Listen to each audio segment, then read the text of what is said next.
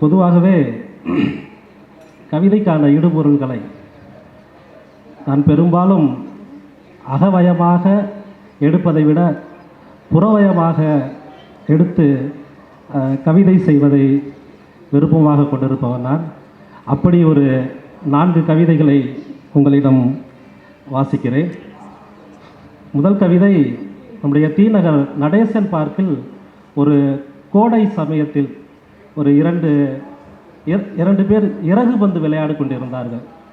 அப்பொழுது ஒருவர் தோற்றுக்கொண்டே இருந்தார், ஒருவர் ஜெயித்து கொண்டே இருந்தார். தோற்றுக்கொண்டு இருந்தவர் என்னை போல மிகுந்த மகிழ்ச்சியோடு இருப்பவராகவும், ஜெயித்து கொண்டிருப்பவர் மற்றவரை போல இறுக்கமாகவும் அதே நேரத்தில் கடுகடுப்புடன் இருப்பவராகவும் தெரிந்தார். அப்பொழுது அதை உள்வாங்கி எழுதப்பட்ட ஒரு கவிதை இது. இருவர் விளையாடுகிறார்கள். மாநகர பூங்காவின் வடமேற்கு மூலையில் இறகு பந்து விளையாடுகிறார்கள் இருவர். புள்ளிகளின் எண்ணிக்கை கவலையற்று விளையாட்டில் லயித்து எதிர்பக்கம் பந்தை அடித்து அடித்து விளையாடுகிறார் ஒருவர். இன்னும் குறிப்பிட்டு சொல்வதனில் பந்துகளை தடுத்தாடுவதில் சிறிது அலைக்கழிகிறார். இவருக்கு கிராமத்தில் சொந்தமாக நிலம் இருக்கிறது. அதை செப்பனிட்டு பயிர் செய்து பராமரிக்கும் தாய் தந்தையர்கள் இருக்கிறார்கள். ஊருக்கு போகும்போது மறவாமல் நிலத்தின் நலம் பராமரித்து விட்டு வருகிறார். கூடவே சில விதைகளையும் எடுத்து வந்து தன் சிறு தோட்டத்தில் விதைத்து மரமாக்கி பராமரிக்கிறார். அதில் சில பறவைகள் வசித்து வருகின்றன. இன்னொருவர் எதிராளியை திணறடித்து புள்ளிகளை குவிப்பதிலேயே கவனம் செலுத்துகிறார். பந்து தவறும்போது பதற்றத்தில் அவர் முகத்தசை இறுகுகிறது.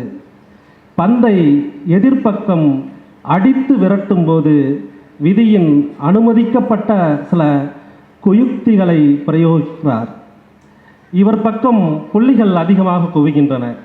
இவருக்கு பன்னாட்டு நிறுவனம் ஒன்றில் மனிதவள மேம்பாட்டுத் துறையில் மேலாளர் பணி. உதட்டில் உறைய வைக்கப்பட்ட புன்னகையோடும் உள்ளுக்குள் பற்களை கடித்து கொண்டும் மிக லாகவத்தோடும் இன்முகத்தோடும் பணிபுரிகிறார். ஆகாயம் தொடும் குடியிருப்பு ஒன்றில் 14வது மாடியில் குடும்பம் நடத்துகிறார். கருப்பு மேகங்கள் திரளும்போது கண்ணாடியிட்ட ஜன்னல்களை சாத்தி விடுவார். ஆமாம் நண்பர்களே, இப்போது பாருங்கள், இருவரும் விளையாண்டு கொண்டிருக்கிறார்கள். இன்னொன்று, அந்த ஸ்னோ அந்த போட்டி இருக்கு இல்லையா, பனிச்சறுக்கு விளையாட்டு, அது சம்பந்தமான ஒரு கவிதை. கவிதையின் தலைப்பு பின்தங்கியவர்களின் உயரம். உச்சியில் இருந்து சறுக்கி வருகிறார்கள் பனிச்சறுக்கு வீரர்கள். சறுக்கு பாதையில் இருக்கும் மேடு பள்ளங்களை படுவேகமாக தாண்டி பாய்கிறார்கள்.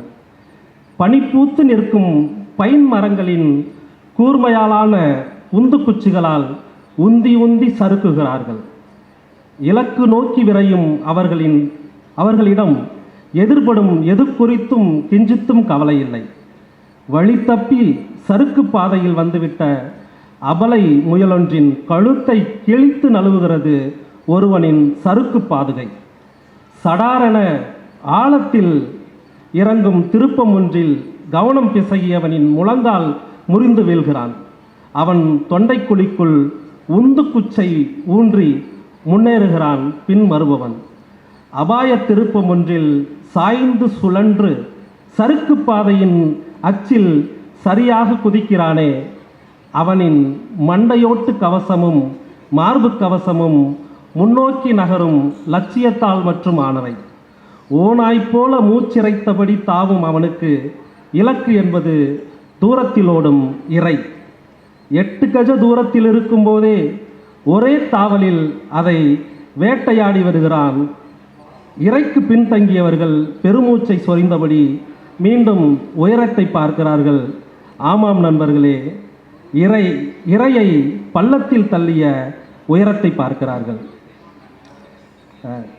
கடைசி கவிதை, இது ஒரு ஆவணக்கொலை சம்பந்தமான ஒரு கவிதை. இது கவிதையின் தலைப்பு வெட்டுக்கிளியை சூப்பர் மேக்ஸ் பிளேடுக்கு பழக்குதல். வெட்டுக்கிளியை சூப்பர் மேக்ஸ் பிளேடுக்கு பழக்குதல். வெட்டுக்கிளிகள் பறந்துளவும் என் நிலம் சூரியனை மறைக்கும். அவற்றின் ரெக்கைகள் பனிமுட்டுகளில் பின்னங்கால்களை ஊன்றி நெல் வயல்களில் துள்ளி குதிக்கும் அவற்றின் பருவம்.